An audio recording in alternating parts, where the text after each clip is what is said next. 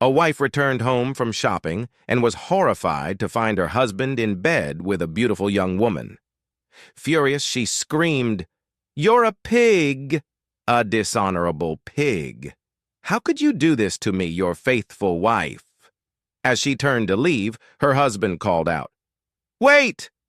Let me explain." "Fine," she snapped, "but make it quick. Those will be your last words to me." "Okay," he began. "While driving home, I saw this young woman on the side of the road. She looked tired and hungry, so I brought her here. I gave her a meal from that roast beef you said was too fattening. Her sandals were falling apart, so I gave her a pair of yours that you stopped wearing because they're out of style. She was cold, so I gave her the sweater I bought you for your birthday, the one you don't wear because it doesn't suit you. Her pants were torn, so I offered her a pair of yours that you loved until your sister bought the same ones. Then, as she was about to leave, she turned to me and asked, 'Is there anything else your wife doesn't use anymore?'" Bill worked at a pickle factory and had been there for years when he came home one day with a confession for his wife. "I've got this strange compulsion," he admitted.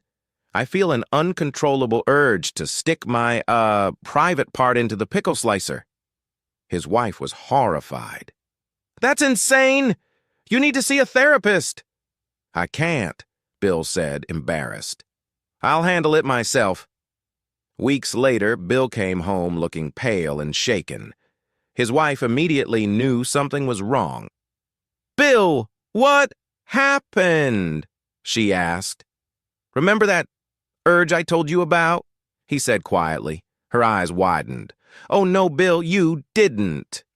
"I did," he admitted. "My God, Bill! Are you okay? What happened?" "I got fired," he said. "No, Bill. I mean, what happened with the pickle slicer?" Bill shrugged. "Oh, she got fired too."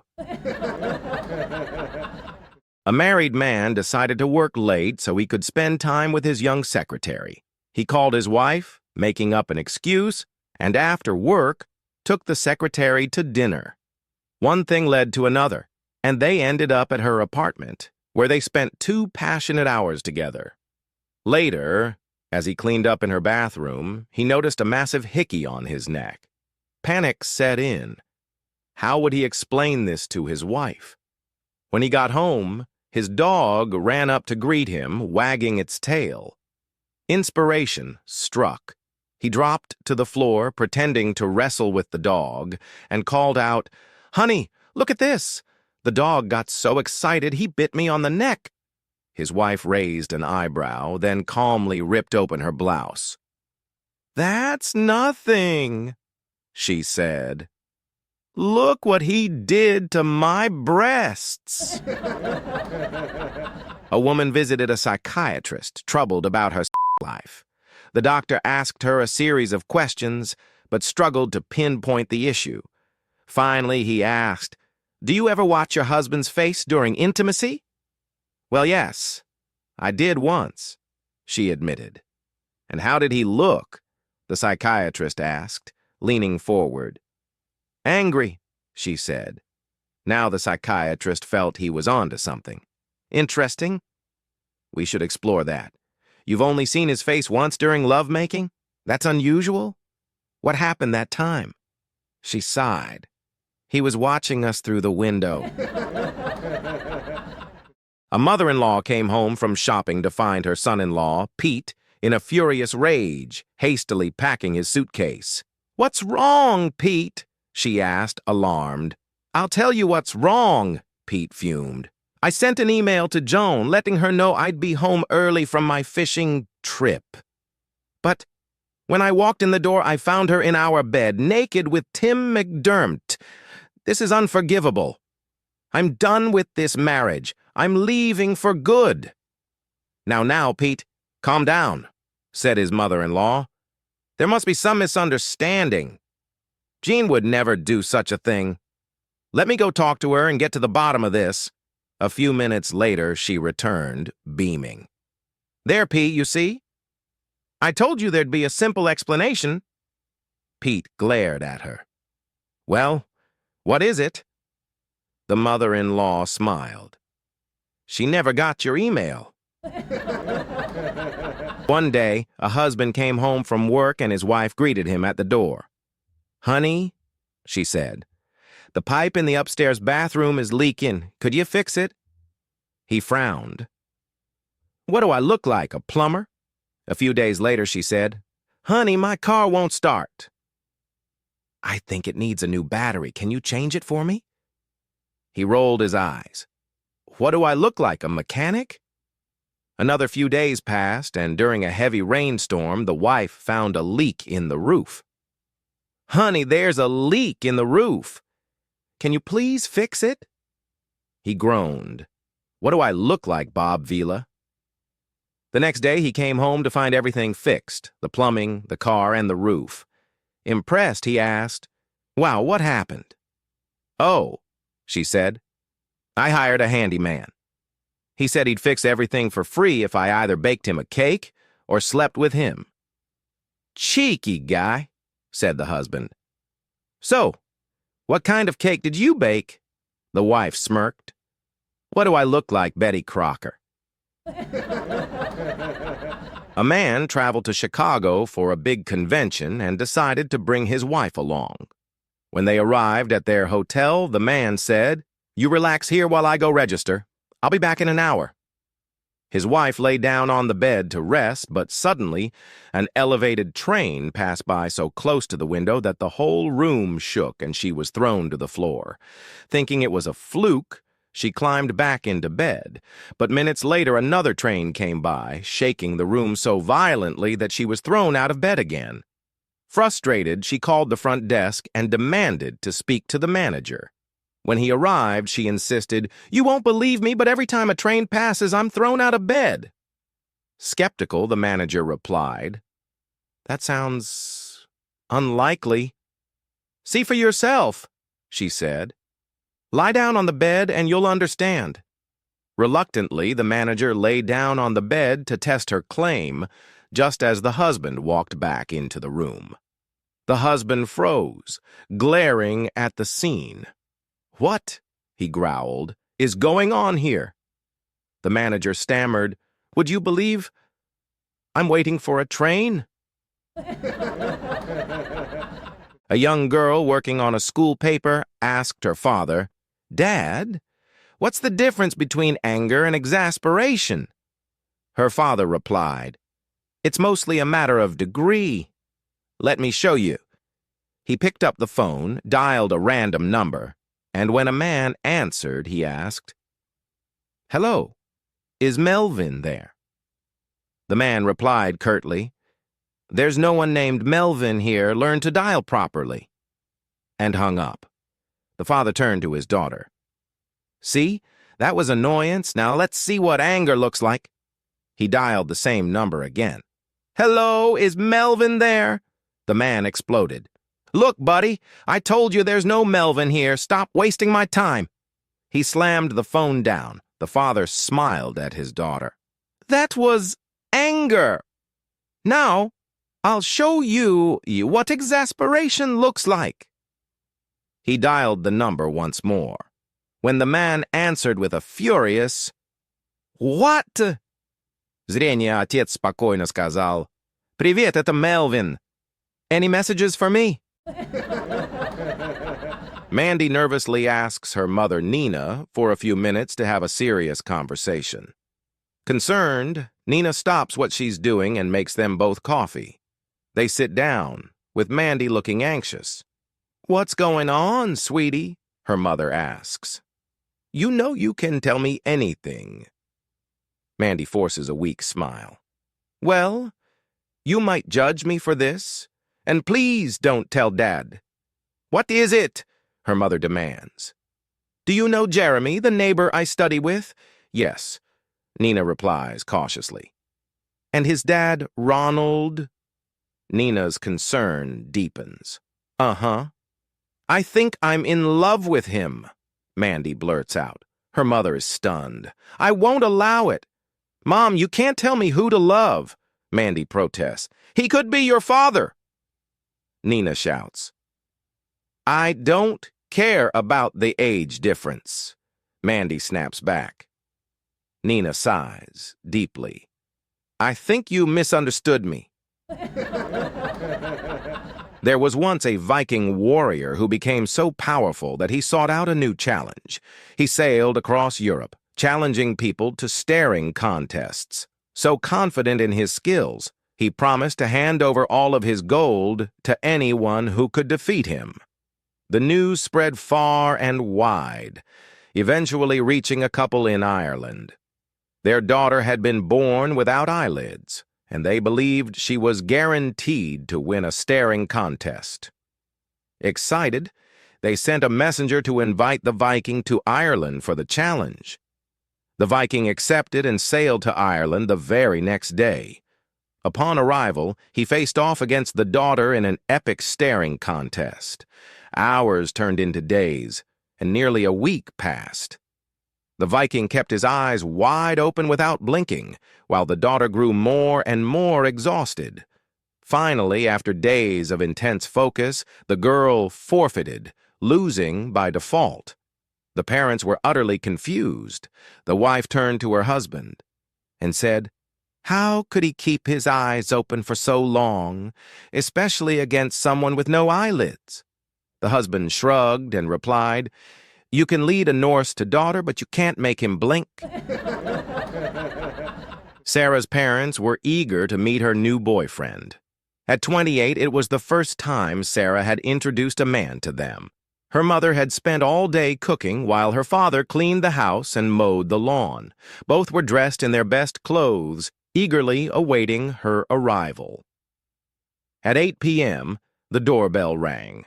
Sarah stood at the door with a huge man beside her, covered in tattoos, his face marked by scars from what seemed like every fight he'd ever been in. He looked like someone who made a living beating people up. After a few awkward greetings, Sarah's parents led her and her boyfriend to the kitchen. Her mother, still in shock, asked, "What the heck, Sarah? Why would you date a guy like that?" "He looks like a thug." Sarah rolled her eyes. "You've got him all wrong," she replied. "He's incredibly nice and charitable." Her father raised an eyebrow. "What makes you say that?" "Well," Sarah said, "just this month, he spent 200 hours serving his community." A stingy old lawyer diagnosed with a terminal illness was determined to prove the old saying wrong. You can't take it with you. After much thought, he came up with a plan. He instructed his wife to go to the bank and withdraw enough money to fill 2 pillowcases. Then, he asked her to take the bags of cash up to the attic and leave them directly above his bed. His idea was that when he passed away, he'd reach out and grab the money on his way to heaven. Weeks after the funeral, the wife was up in the attic, cleaning, and came across the forgotten pillowcases stuffed with cash. She sighed and muttered, "That old fool. I told him he should have had me put the money in the basement." It was the 1930s, and a wealthy banker and his wife were dining at an upscale restaurant when a stunning young woman walked over to their table. She gave the husband a big kiss, said she'd see him later, and walked away. His wife, glaring at him, asked, "Who the heck was that?" The husband, looking sheepish, replied, "Oh, she's just my mistress." "Well, that's the last straw," the wife exclaimed. "I want a divorce." The husband sighed.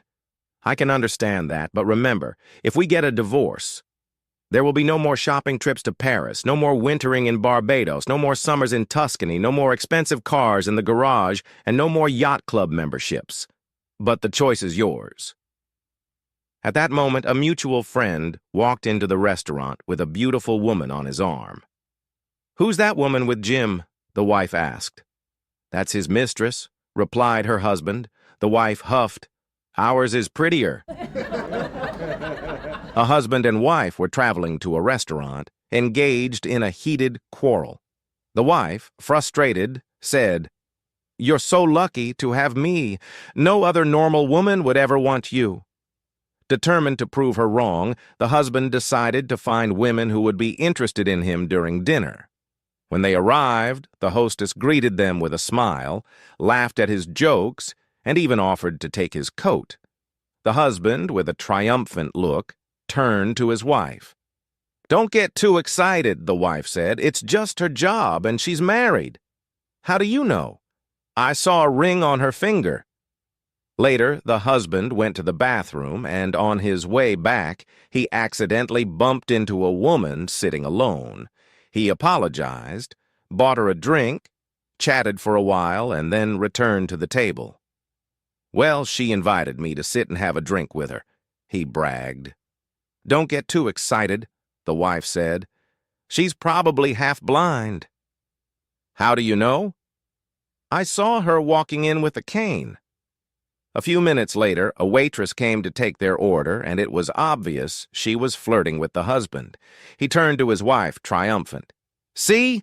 Normal women are interested in me." "Don't be an idiot," his wife replied. "She has corona." "How do you know?" "Because if she's interested in you, she clearly has no sense of taste." A husband was sitting on the edge of the bed, watching his wife as she gazed at herself in the mirror. Since her birthday was coming up, he asked, "What would you like as a gift?" She replied, still looking at her reflection, "I'd like to be 8 again." On the morning of her birthday, the husband woke up early, made her a big bowl of Cocoa Pops, and then took her to Adventure World theme park. What a day! He put her on every ride, the death slide, the wall of fear, the screaming roller coaster. Everything. 5 hours later, they staggered out of the park. Her head was spinning and her stomach was doing flips. He then took her to McDonald's, where he ordered her a Happy Meal with extra fries and a chocolate shake. Afterward, it was off to a movie, complete with popcorn, a soda, and her favorite candy, M&Ms. Finally, she wobbled home and collapsed into bed, exhausted.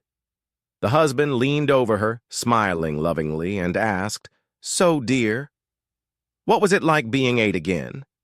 Her eyes slowly opened, and her expression suddenly shifted.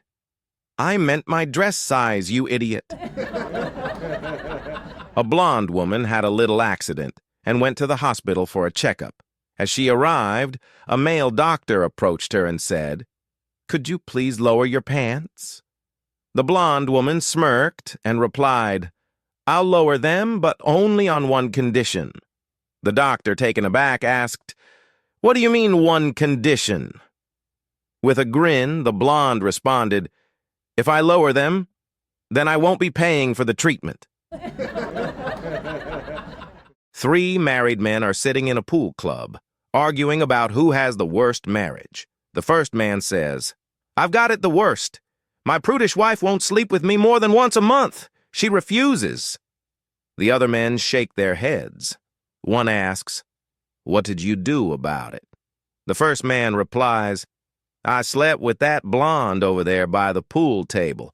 Unlike my wife, she'll do anything." The other men chuckle. The second man says, "You think that's bad? My uptight wife won't even sleep with me once a year."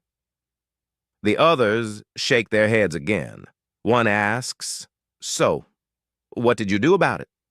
The second man replies, "I hooked up with that same blonde by the pool table. She'll literally sleep with anyone." They all laugh.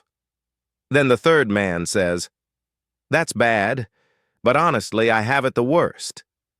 The others ask, "What's wrong with your wife?" The third man sighs and says, "For one, she's always down here playing pool." On the outskirts of a small town, there was an old pecan tree just inside the cemetery fence. One day, 2 boys filled up a bucket with nuts and sat down by the tree, out of sight, to divide them. "One for you, one for me, one for you, one for me," said one boy. As they worked, some nuts fell and rolled toward the fence. Just then, a boy on his bicycle rode past. Hearing the voices from inside the cemetery, he slowed down to investigate. He listened carefully and heard, One for you, one for me, one for you, one for me. The boy was sure of it. He jumped back on his bike and pedaled off. Around the bend, he ran into an old man hobbling along with a cane. "Come quick," the boy urged. "You won't believe what I just heard. The devil and the Lord are in the cemetery dividing up the souls." The old man, irritated, waved him off. "Go on, kid. I'm having a hard enough time walking as it is." But the boy insisted, and finally the old man hobbled to the cemetery. Standing by the fence, they both heard, "One for you, one for me, one for you, one for me." The old man, now intrigued, whispered, "Boy, I think you're telling the truth. Let's see if we can spot the Lord." Shaking with fear, they pressed their faces against the wrought iron bars of the fence. Finally, they heard, "One for you, one for me. That's all. Now let's grab those nuts by the fence and we'll be finished." The old man quickly turned and hurried to the gate, leaving the boy behind. Sharon Lipshit, a middle-aged woman, is walking down the street one day when she suddenly collapses from a heart attack. She's quickly rushed to the hospital, where doctors determine she needs immediate surgery. While on the operating table, Sharon experiences a near-death experience. She finds herself standing next to her unconscious body, only to see the angel of death standing beside her. "Is this it? Am I dead?" Sharon asks. "Not yet," replies the Grim Reaper. "You still have at least 20 more years to live." He then vanishes, and Sharon suddenly wakes up, back in her own body.